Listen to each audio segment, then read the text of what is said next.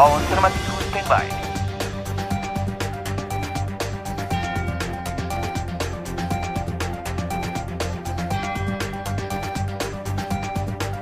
Kamera rolling.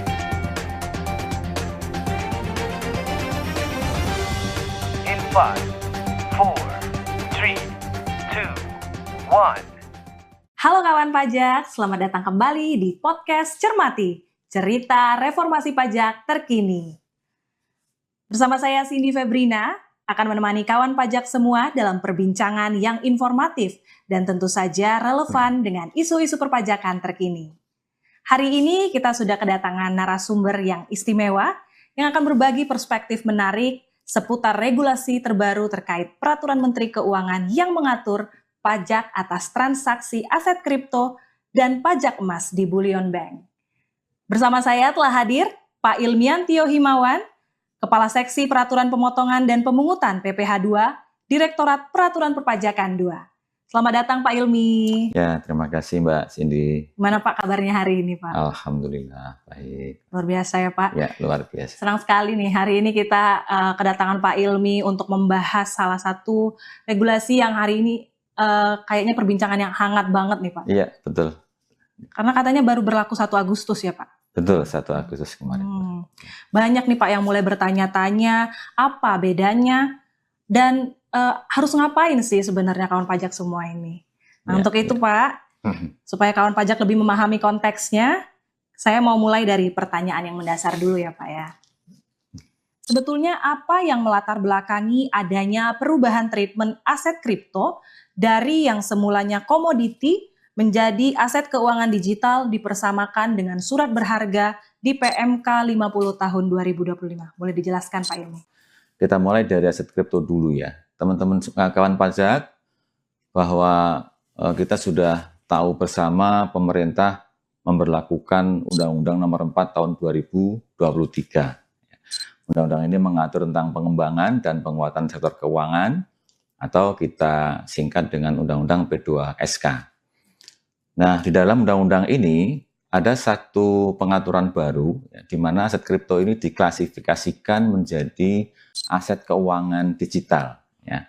Nah, ini tentu menjadi satu yang melatar belakangi atau menjadi kebutuhan bahwa kita perlu menyesuaikan aturan perpajakan ya, yang mengatur tentang aset kripto.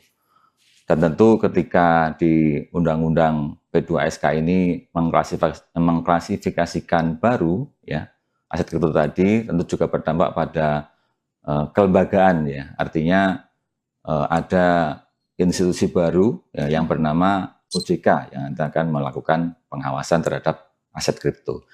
Sehingga itulah kemudian kita ya di DJP perlu untuk menyesuaikan peraturan perpajakan terkait dengan aset kripto. Demikian Mbak Cindy. Berarti sudah ke OJK ya Pak pengawasannya sekarang ya? Betul, sudah ke OJK. Okay.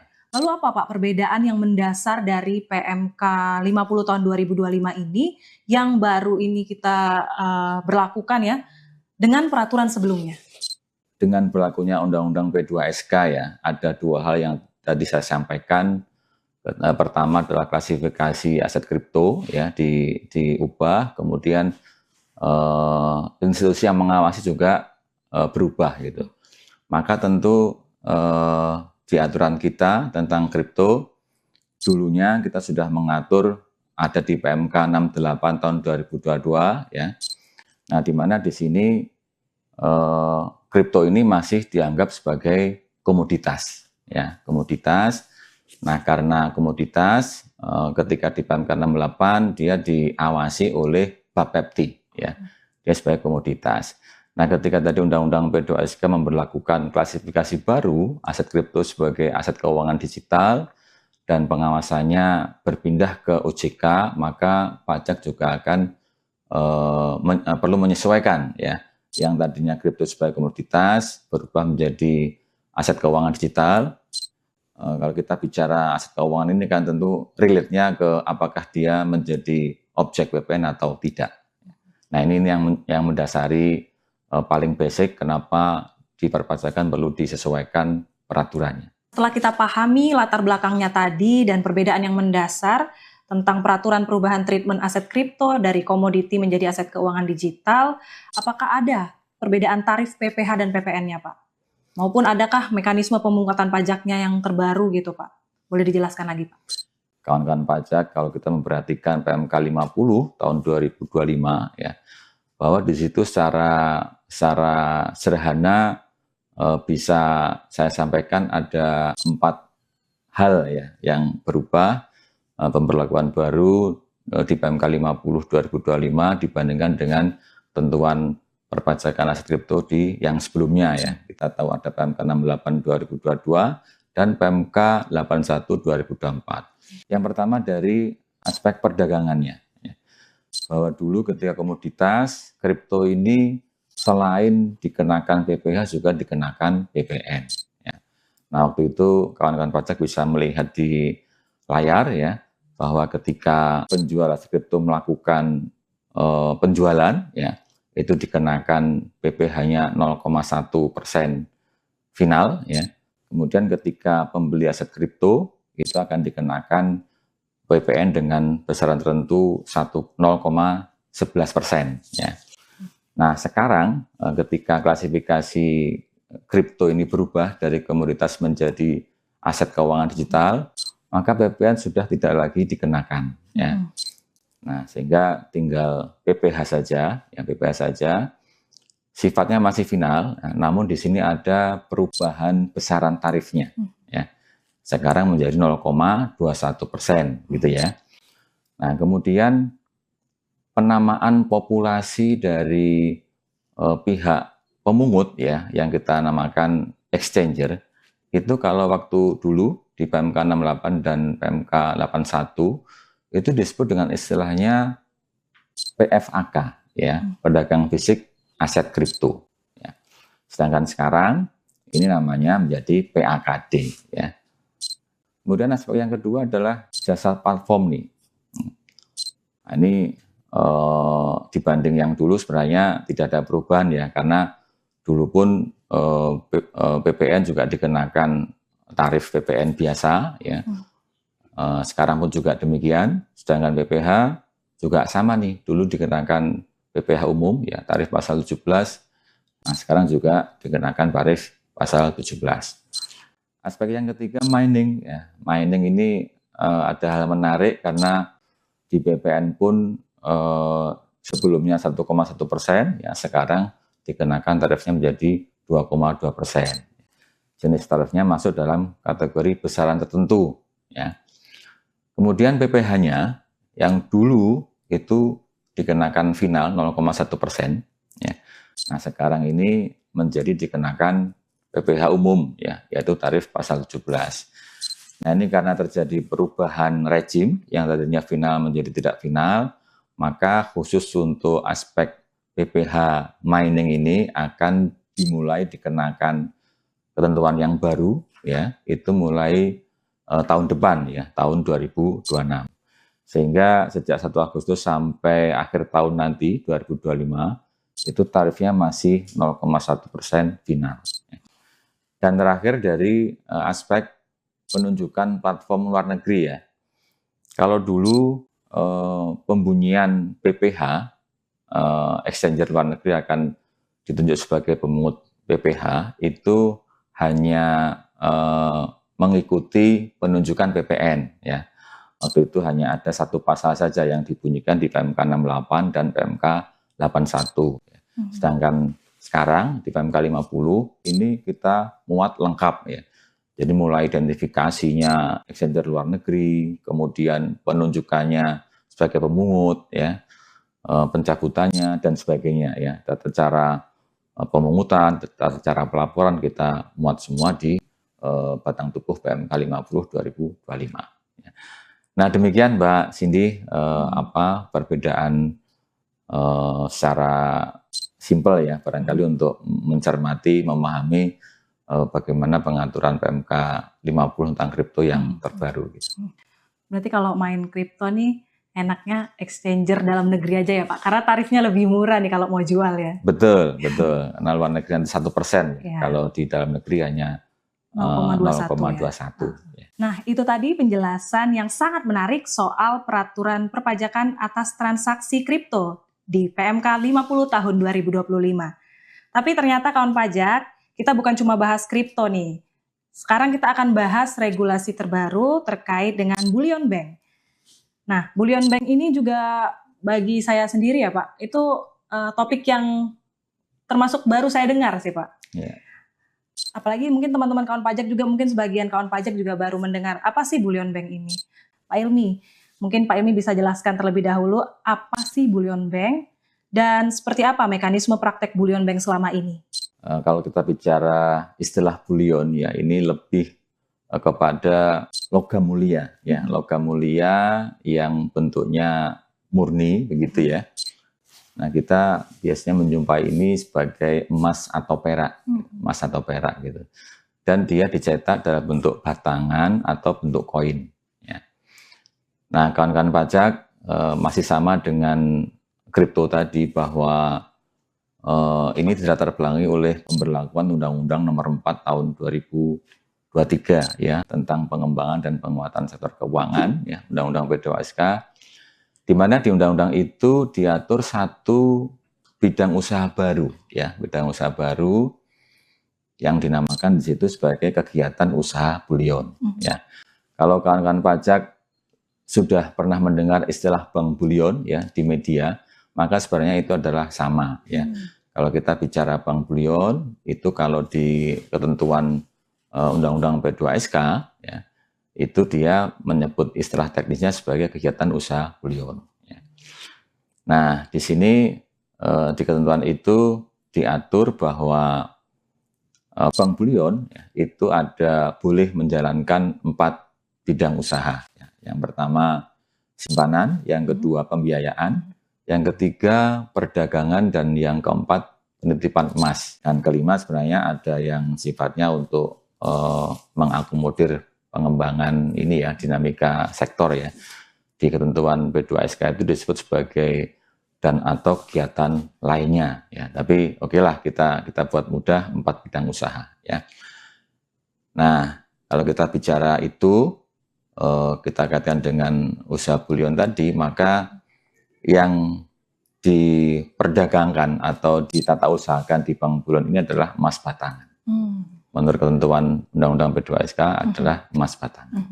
Kemudian kenapa Pak ada PMK nomor 51 tahun 2025 dan PMK nomor 52 tahun 2025 ini? Urgensinya apa sih Pak? Ketika ketentuan tentang kegiatan usaha bullion itu diberlakukan di Undang-Undang P2SK, ya, maka kita lihat sebenarnya ketentuan perpajakan tentang bank bullion itu sudah ada sebenarnya. Ya, kawan-kawan pajak sebagai pemerhati pajak sempat mempelajari ada 2 PMK ya, PMK 48 tahun 2023 dan PMK 81 2024 ya. Nah, di dalam 2 PMK itu diatur begini. Di PMK 48 2023 bahwa setiap pengusaha emas batangan itu ketika melakukan penjualan itu wajib memungut 0,25% ya. Jadi gampangnya ketika pengusaha emas batangan ini melakukan penjualan emas batangan kepada bank bullion, maka dia wajib memungut 0,25%. Sedangkan di PMK yang kedua tadi, yang PMK 81 2024, ya, BUMN ini melakukan pembelian emas batangan ke pengusaha emas batangan tadi, maka dia wajib memungut 1,5%. Nah, sehingga dari praktek atau penerapan 2 PMK ini terjadi dalam tanda kutip saling pungut, ya, saling pungut. Nah, ini kita DJP ya, kemudian berkoordinasi dengan para pelaku bank bullion ya, bersinergi dengan lembaga pengawasnya ya, OJK dan juga Kemenkoekon, maka kemudian kita bersepakat untuk menyesuaikan saling pungut ini untuk bisa lebih memberikan dukungan terhadap perkembangan bank bullion. Itulah kenapa kemudian diperlukan perubahan PMK. Oke. Menarik nih Pak. Jadi bagaimana tentang gambaran perdagangan emas atau bullion trading yang dimaksud dalam PMK ini Pak? Ketika tadi ada praktek saling pungut, kemudian kita buat perubahan PMK yang baru. Ada PMK 51 dan 52 ya, PMK yang untuk menyesuaikan dua PMK yang awal tadi gitu. Secara sistematika PMK 51 itu terdiri dari 15 pasal ya. Di PMK 51 ini pada prinsipnya mengatur tentang PPh pasal 22 atas pembayaran sehubungan dengan penyerahan barang dan kegiatan di bidang impor atau kegiatan usaha lainnya ya, dan usaha lainnya. Nah, ini pasal-pasal ini sebenarnya mengangkut atau mengatur ulang ya pasal-pasal yang sudah diatur di PMK 81 2024. Namun yang menarik adalah karena ini perubahan ini merupakan respon ya tadi untuk tujuannya mendukung Bank Bullion ya, maka ada 3 pokok pengaturan baru di PMK 51 ini selain membawa pasal-pasal dari PMK 81 ya. Apa saja? Yang pertama, penunjukan Bank Bullion sebagai pemungut PPh pasal 22 ya atas pembelian yang dia lakukan. Kemudian yang kedua, penyesuaian tarif pemungutan ya yang dilakukan oleh Bank Bullion ya ketika dia beli tadi. Dan yang ketiga adalah penyesuaian tarif impor emas batangan. Nah, sedangkan yang di PMK satunya ya PMK 52 2025 ini mengatur penyesuaian perpajakan terhadap Bank Bullion dalam hal pemberian pengecualian ya. Dimana kalau kita lihat di PMK 48 2023 ya di pasal 5 baik ayat 1 maupun ayat 2, kawan-kawan pajak bisa melihat ketika pengusaha emas batangan ya melakukan penjualan kepada satu ya pembeli yang bisa menunjukkan suket PP 55 ya. PP 55 ini dulunya PP 46 ya, PP 23 gitu ya, wajib pajak UKM. Kemudian yang kedua ketika pembelinya bisa menunjukkan surat keterangan bebas atau SKB ya, bebas pemotongan dan atau pemungutan PPh. Ketiga ada Bank Indonesia ya, dan keempat emas digital yang dikelola oleh Bapepti ya, maka 4 hal itu dikecualikan dari pemungutan oleh pengusaha emas batangan. Nah, di aturan PMK yang baru ini di 52 itu ditambahkan ya. Tambahkan berupa Bank Bullion tadi itu juga mendapat perlakuan dikecualikan. Nah, kalau pemberlakuan bagaimana kedepannya terhadap transaksi di Bank Bullion ya. Jadi kalau kawan-kawan pajak, kalau di awal tadi saya bercerita Bank Bullion yang diatur oleh Undang-Undang P2SK ya. Itu ada 4, ada simpanan, pembiayaan, perdagangan, dan penitipan emas ya. Nah, maka ketika kita bicara PMK 51 dan 52 ini sesungguhnya hanya melingkupi aspek yang perdagangan saja ya. Sedangkan 3 yang lainnya, simpanan, pembiayaan, dan penitipan emas itu dikenakan pajak sesuai dengan peraturan yang saat ini sudah ada.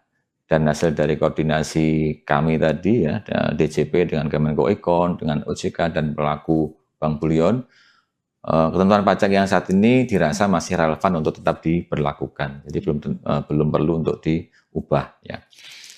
Nah, sedangkan ketika kita bicara perdagangan di Bank Bullion ya, kawan-kawan pajak bisa melihat di layar ya, ada 3 titik ya. Titik yang pertama yang paling kiri ini supplier emas, yang tengah Bullion Bank, dan yang paling kanan pembeli. Ketika kita bicara PMK 51 dan 52, jangan lupa untuk tetap menggunakan PMK 48 2023.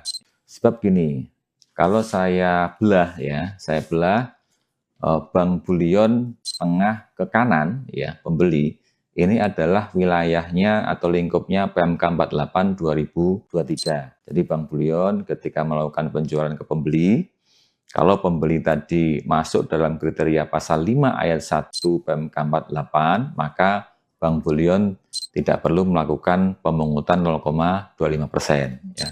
Jadi ini sekaligus memperkaya literasi kita.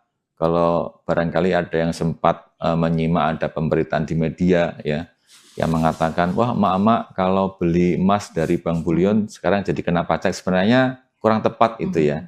Kurang tepat karena kalau kita bicara emak-emak berarti itu adalah konsumen akhir. Nah di PMK 48 2023 emak-emak ini tidak dipungut pajak oleh Bank Bullion ya. Nah, kemudian saya bergeser ke belahan yang kiri, Bank Bullion ke arah supplier emas ya. Supplier emas ini tadi yang saya istilahkan sebagai pengusaha emas batangan ya. Maka ketika supplier emas ini panah ke kanan ya, dia melakukan penjualan kepada Bank Bullion itu dulu atau peraturan sebelumnya di PMK 48 2023 supplier emas wajib memungut 0,25%.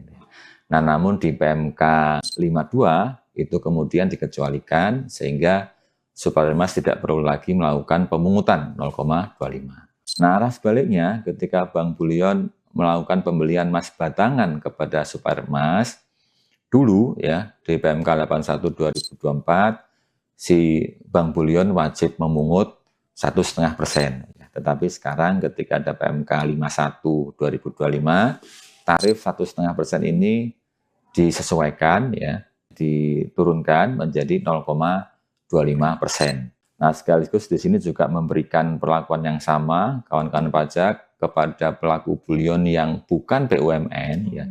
Misalnya nih ya, misalnya ada bank swasta ya yang kemudian dia mendapat izin sebagai kegiatan usaha bullion, maka juga ketika nanti dia beli emas batangan itu juga kita atur di PMK 51 wajib memungut 0,25% supaya ada kesetaraan ya antara bank bullion yang BUMN maupun yang non BUMN. Sekali lagi ya kita tekankan bahwa ternyata konsumen akhir itu tidak dipungut. Sebelum kita tutup obrolan hari ini, saya ingin memberikan kesempatan kepada Pak Ilmi untuk menyampaikan closing statement. Mungkin ada pesan, imbauan, atau catatan penting yang ingin disampaikan kepada kawan pajak terkait pajak kripto dan bullion bank ini. Silakan Bapak.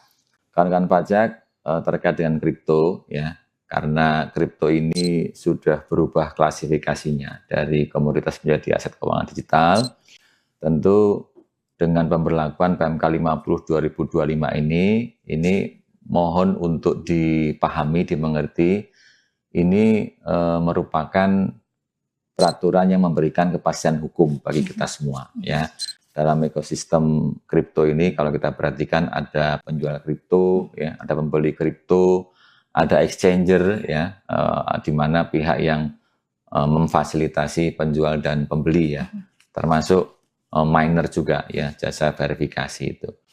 Nah, dengan pemberlakuan PMK 50 ini, kawan-kawan pajak dapat dipastikan bahwa kripto tidak lagi merupakan objek PPN. Ya, ini bagian terpenting ya, bagian terpenting. Kemudian untuk Bank Bullion ya, kawan-kawan pajak kami berharap bisa menjadi agent ya, agent untuk menyebarluaskan beberapa, terutama ketika beberapa momen terakhir ini banyak pemberitaan yang rasanya kurang tepat ya. Misalnya headline besar-besar dibilang emak-emak mulai 1 Agustus 2025 ketika beli emas batangan di Bank Bullion akan dikenakan pajak ya. Kemudian kalau emak-emak jual emas juga akan dikenakan pajak ya. Ini ketika konsumen akhir ya, ketika dia membeli emas batangan dari Bank Bullion sesuai dengan PMK 48 2023 itu dikecualikan dari pemungutan ya. Kemudian sebaliknya ketika emak-emak ini menjual emas batangannya ke Bank Bullion itu juga dikecualikan dari pemungutan, namun ada syaratnya nilainya adalah 10 juta ya. Kenapa ada nilai itu? Karena kami beranggapan nilai ini menjadi batas representasi dari retail begitu ya. Representasi dari retail itu adalah jumlah 10 juta itu. Bagian terpenting adalah kawan-kawan pajak penerapan PMK 51 dan 52 itu dalam rangka dukungan kita bersama ya terhadap industri bullion, terhadap Bank Bullion ya, agar industri yang relatif baru ini bisa tumbuh dan berkembang dengan baik gitu. Mungkin demikian Mbak Cindy. Tidak terasa kita sudah sampai di penghujung episode. Terima kasih banyak untuk Bapak Ilmiantio Himawan atas penjelasan yang sangat informatif dan mudah dicerna terkait dari peraturan pajak atas aset kripto hingga pembahasan tentang bullion bank. Semoga obrolan hari ini bisa memberikan pemahaman yang lebih jelas lagi kepada kawan pajak semuanya. Buat pajak yang ingin tahu lebih lanjut atau update informasi pajak terkini, jangan lupa untuk ikuti media sosial resmi Direktorat Jenderal Pajak di Instagram, X, dan YouTube @ditjenpajak.ri. Dan tentu saja, tetap dengarkan episode-episode selanjutnya di podcast Cermati. Saya Cindy Febrina, pamit undur diri. Sampai jumpa di episode berikutnya. Cerita reformasi terkini, semuanya ada hanya di Cermati.